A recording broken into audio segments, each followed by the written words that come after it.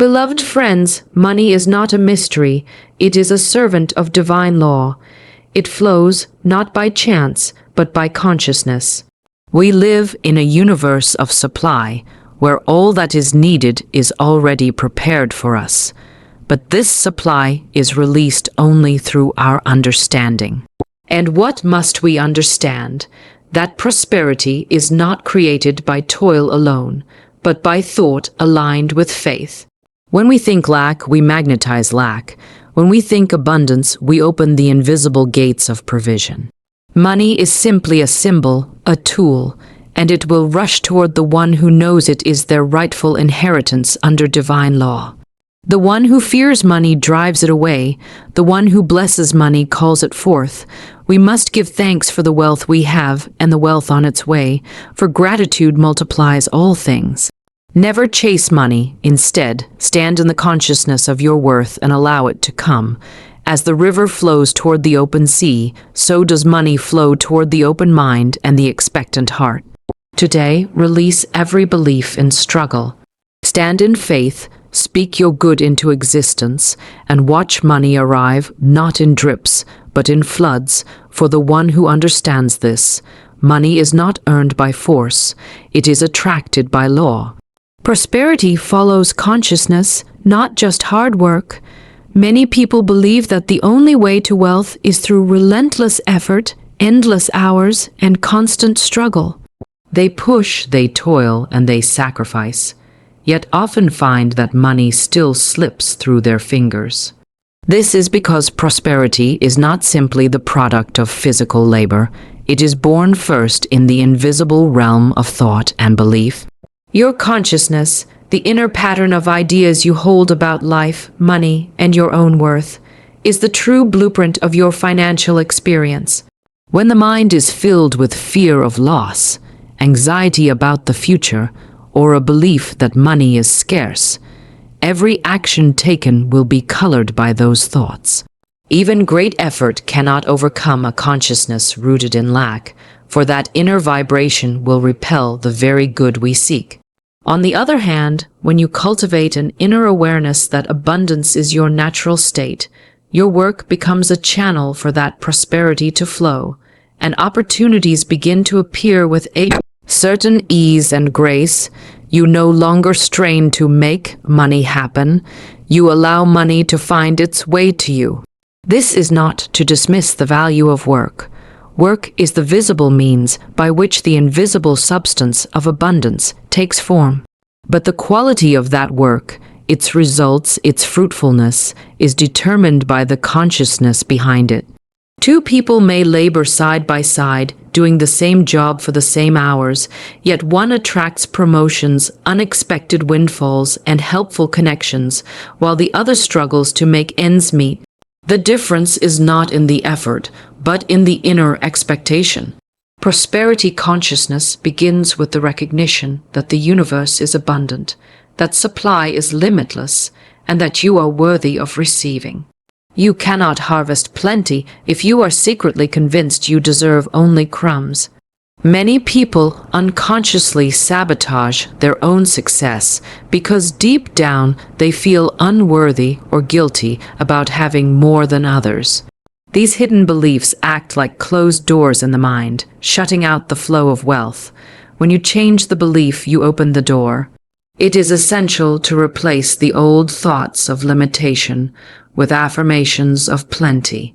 Each day, you can declare to yourself that you live in a universe of supply, that you are divinely guided in all financial matters, and that money comes to you in perfect ways. These statements, repeated with conviction, begin to reprogram the subconscious mind, dissolving fear and planting seeds of confidence. As the new beliefs take root, your actions become more inspired, your decisions more aligned, and your opportunities more abundant. The truth is that prosperity is a vibration. Just as a tuning fork resonates with a certain tone, your consciousness resonates with certain experiences. If your inner tone is set to struggle, you will keep attracting situations that require you to struggle. If your inner tone is set to abundance, you will find that the right resources, people, and ideas seem to come without effort. This is why some people appear lucky. Their consciousness is tuned to receive. Shifting your consciousness is not about pretending challenges don't exist. It is about holding the truth of abundance despite appearances. You can acknowledge a current lack without making it your permanent reality. Instead of saying, "I can't afford this," you might say, "I am choosing to spend wisely, knowing more is on its way." This keeps your vibration aligned with increase rather than deprivation. Ultimately, the measure of your prosperity will always mirror the state of your mind. Hard work has its place, but without the inner foundation of prosperity consciousness, effort alone may lead only to exhaustion. When your consciousness is rich, your world must follow suit, for the outer is but a reflection of the inner. Prosperity does not begin with your hands, it begins with your thoughts. Money is a servant of divine law. It was never meant to be a master, a tyrant, or a source of fear. In truth, money is simply a tool, a symbol of exchange, and it moves according to the same spiritual laws that govern all of life. Just as a seed planted in fertile soil produces a harvest, money flows where the soil of consciousness is ready to receive it. When we understand that money operates under divine principles, we no longer need to chase it, fear it, or bow to it. Instead, we direct it with wisdom, gratitude, and faith. Divine law is orderly, exact, and unfailing. It responds not to desperation or force, but to clarity of thought, trust in abundance, and right action. If you see money as your master, you place yourself beneath it, becoming a servant to fear and worry. But when you understand that money serves you, you rise to your rightful position as one who is guided by higher principles. This shift is not about arrogance or entitlement. It is about stepping into the natural flow of provision that the Creator has already established. Money, being a servant, will take on the nature of the one who commands it. If your consciousness is rooted in greed, it will serve greed and bring unrest. If your consciousness is rooted in fear, it will seem to slip away or become a constant source of anxiety. But if your consciousness is rooted in generosity, gratitude, and faith, money will serve as a channel for blessings, not only for yourself, but for others. The servant reflects the heart of the master. There is nothing in divine law that withholds good from anyone. The withholding comes only from human misunderstanding, from the belief that money is scarce, that we must fight for it, or that having it is somehow unspiritual. These false ideas cut us off from the very flow we desire. When we honor divine law, we see that money is simply energy in form, moving from one point to another, guided by thought, faith, and action. It does not disappear, it circulates. To make money your servant, you must first decide the purpose it will serve. Will it serve fear, or will it serve freedom? Will it serve selfishness, or will it serve love? Divine law is always creative, always life-giving, and when money is aligned with it, money too becomes creative and life-giving. $1 spent in fear feels like loss. $1 spent in faith feels like seed planted for increase. The law responds to the spirit in which you give, spend, and receive. When you treat money with respect, but without worship, you step into the balance divine law intends. You do not cling to it in panic, nor do you throw it away carelessly. You understand that it is meant to move, to circulate, for only in circulation can it multiply. Hoarded in fear, it stagnates. Released in faith, it returns multiplied. This is not wishful thinking. It is the rhythm of the law itself, which gives back to you according to the measure of your belief. By placing money under the authority of divine law, you release yourself from its false power. You no longer work merely for money, you work in harmony with law, and money comes as a natural consequence. You no longer beg for it, you direct it. You no longer fear losing it. You know the source of your supply is greater than any single channel. You become the master, not by force, but by understanding, and in that understanding, money takes its rightful place as a willing, obedient servant to your highest good. Fear repels, blessing attracts. Fear is a closed door, a wall built in the mind that keeps good at a distance. It tightens the heart, clouds the judgment, and sends out an unspoken signal that says, stay away. Just as a magnet can draw or repel depending on its polarity, so your inner state can either call things toward you or push them away. When fear fills the mind, it creates an energy of resistance. Opportunities pass by unnoticed, relationships grow strained, and even the resources you already have seem to slip away. This is not punishment, it is the natural result of fear's vibration, which cannot align with abundance, peace, or joy.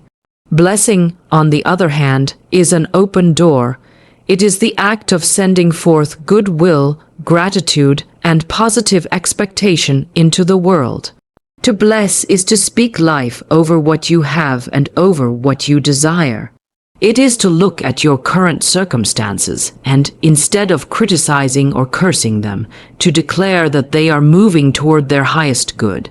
When you bless, you align yourself with the creative force of the universe, and that alignment draws to you more of what you affirm. Blessing turns even the smallest seed into a harvest, because it nourishes the unseen potential in everything. Fear often disguises itself as caution or practicality, but its fruit reveals its nature.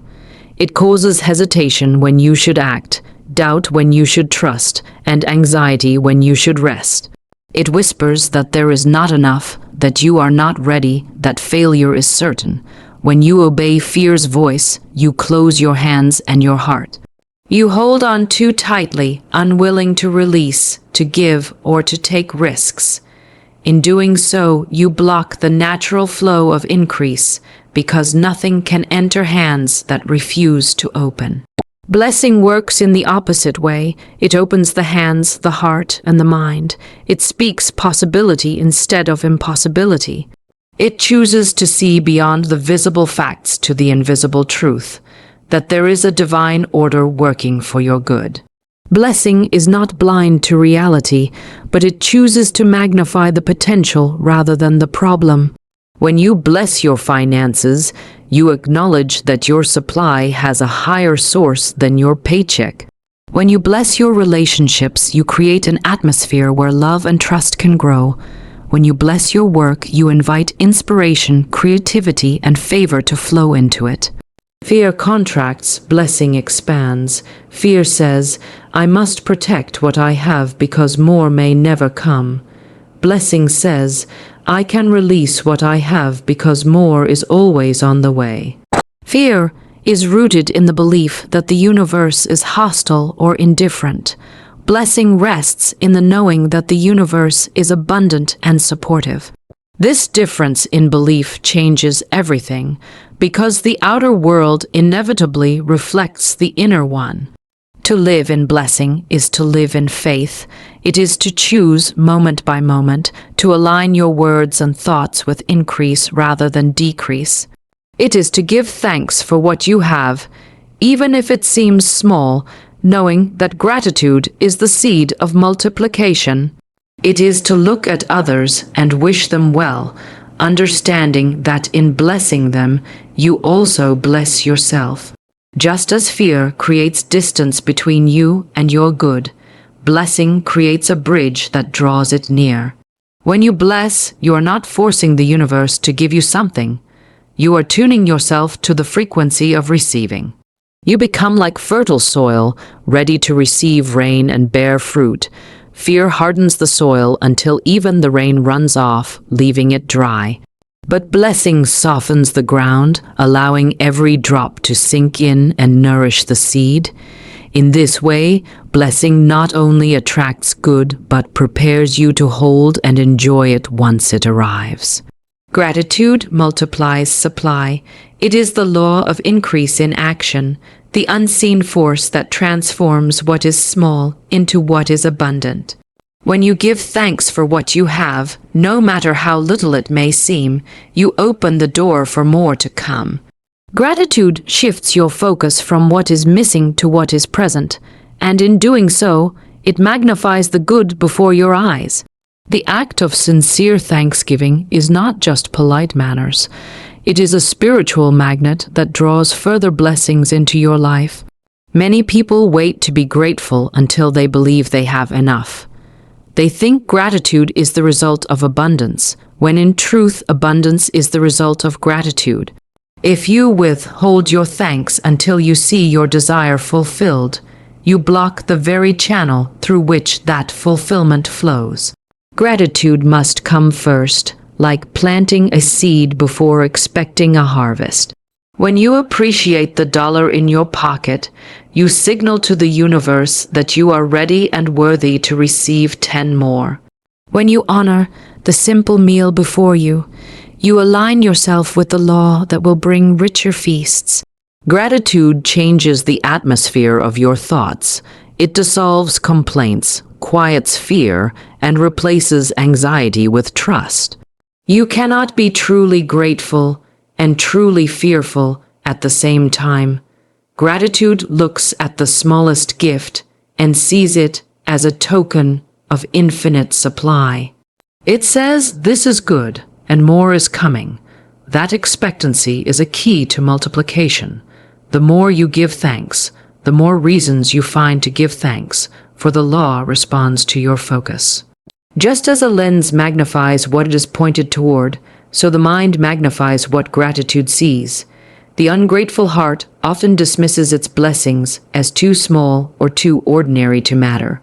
It waits for the big miracle and overlooks the daily proofs of provision. But divine law is exact. It will not entrust greater supply to one who does not value what is already given. If you overlook a trickle, you may never see the stream. If you despise the stream, you will not reach the river. Gratitude, however, treats even a drop of water as precious, and that reverence draws forth the flood. Gratitude is also a form of faith in action. When you give thanks for something not yet visible, you declare that it is already on its way. You speak as though the promise is fulfilled, and the law responds to that conviction. This is why some people seem to live in miracles. They give thanks before the miracle arrives.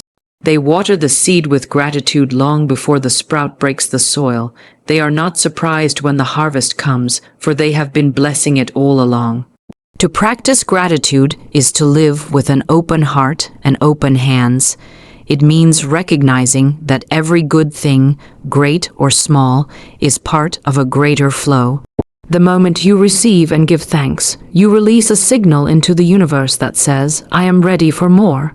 That readiness is met with response, for supply naturally increases where it is welcomed and appreciated. Hoarded without appreciation, blessings wither. Honored with gratitude, they grow. When you count your blessings daily, you are not merely keeping a list. You are multiplying your supply. You are creating a cycle of giving and receiving, where each act of thanksgiving draws the next wave of provision. The law is certain. What you bless, blesses you back. What you appreciate, appreciates in value and volume. Gratitude is not a reaction to abundance. It is the cause of it. And the more you live in it, the more you will find that your supply never runs dry. Do not chase money. When you chase anything, you declare by your actions and your energy that it is running away from you. Chasing comes from a place of lack, from the belief that what you seek is separate from you, distant and unwilling to come on its own. Money, like all good things, responds not to desperation but to alignment. It flows naturally to the one who understands its nature and trusts in its arrival. The more you run after it, the more it eludes you, for the vibration of chasing is the vibration of not having. When you stop chasing money, you make space for it to come of its own accord. This does not mean you sit idly and do nothing. It means you act from inspiration rather than compulsion, from purpose rather than panic. Work, creativity, and service become joyful expressions rather than frantic attempts to fill a void. You focus on becoming the kind of person to whom money flows easily, someone confident, disciplined, generous, and at peace. This shift turns you from a pursuer into a magnet. Chasing money often leads to choices that compromise values, health, or relationships. The pursuit blinds the eyes to the deeper reasons for wanting it: freedom, security, or the ability to give. By focusing only on the money, you mistake the symbol for the substance. True wealth begins with cultivating the qualities that attract money and keep it: clarity of purpose, gratitude, and faith in abundance.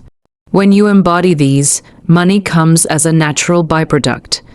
The act of chasing is rooted in the belief that you must control the how of money's arrival. You think you must push, pull, and force every step of the process, but money under divine law moves in ways you cannot always predict. It comes through channels you may never have imagined, often arriving when you are busy living your life in alignment with your calling. By ceasing to chase, you release the need to micromanage the flow, and you allow the law to work on your behalf. Do not mistake this for passivity. It is not about refusing to work or abandoning effort. It is about working from the inside out. The right inner state produces right outer action, and that action produces results. You do what is yours to do each day, and you do it well, but you do it without the strain of fear or the rush of anxiety. You plant the seeds, but you do not pull them up each morning to check if they have sprouted. You trust the process of growth. When you chase money, you put it on a pedestal, giving it more power than it deserves. You begin to serve it rather than allowing it to serve you. This reversal causes frustration, for money makes a poor master but an excellent servant. By standing still in your worth, you reclaim your position as master over your financial life. You decide your values, set your intentions, and act in harmony with them. From this position of stability, money can approach freely, drawn by the steadiness of your energy. Release the chase and replace it with trust. Replace the running with receiving. Replace the anxious grasping with purposeful action. When you stop pursuing money as though it is scarce and start embodying the consciousness that it is abundant and already on its way, you discover a new ease in life. The doors that seemed locked begin to open. The opportunities you once strained to reach begin to knock on your door. You do not have to chase money when you understand that money is already seeking the one who is ready to receive it. Abundance is your rightful inheritance. It is not a rare gift reserved for a chosen few, nor is it something you must earn through endless struggle.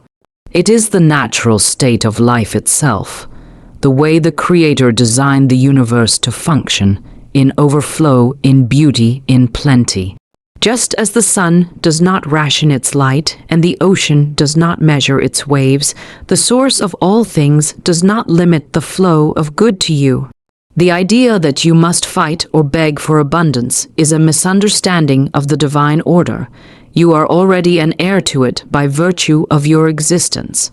From the moment you were born, you were surrounded by evidence of abundance, the air that fills your lungs without measure, the seasons that bring harvest without fail, the countless stars in sky. Nature itself teaches that there is more than enough. Yet somewhere along the way, many have accepted the false belief that life is a constant competition for limited resources. that to have more is to take from someone else. This thinking blinds the eyes to the truth. Abundance is infinite in its source, and when you claim your share, you do not diminish another's, you expand the whole. To recognize abundance as your rightful inheritance is to release all guilt or hesitation about receiving it. Many resist prosperity because they have been taught that wanting more is selfish or unspiritual, but there is nothing selfish about living in your full provision. The more resourced you are, the more you can give, create, and uplift others. You cannot pour from an empty cup, and the divine intention is not for you to scrape by in lack, but to live fully equipped for your purpose. Claiming your inheritance begins in consciousness. You must see yourself as worthy of abundance, not because of what you have done, but because of who you are, a creation of infinite worth, connected to an inexhaustible source.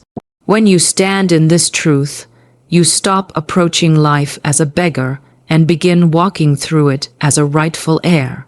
An heir does not plead for what is already theirs. They accept it with gratitude and confidence. Living in the awareness of your inheritance shifts the way you act and decide.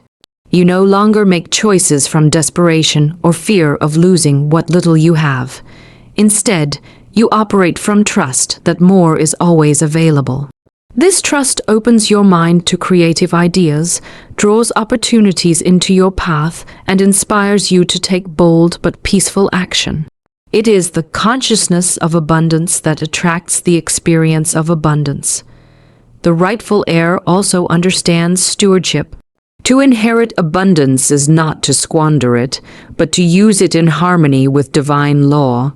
Just as a river flows and nourishes everything in its path, your abundance is meant to circulate, to bless you and all it touches. When you hoard it in fear, the flow becomes stagnant. When you release it with wisdom and generosity, it returns multiplied. You do not need to earn the right to abundance, you need only to accept it. The moment you truly accept that you are meant to live in plenty, not lack, the channels of supply begin to open. The how will reveal itself as you walk in faith, for the law is certain. What is yours by divine inheritance cannot be permanently withheld from you. You are not here to scrape together scraps from life's table. You are here to sit at the feast, for the table has been prepared for you since the beginning. Your abundance is not coming, it is already here, waiting for you to claim it as the rightful heir you are.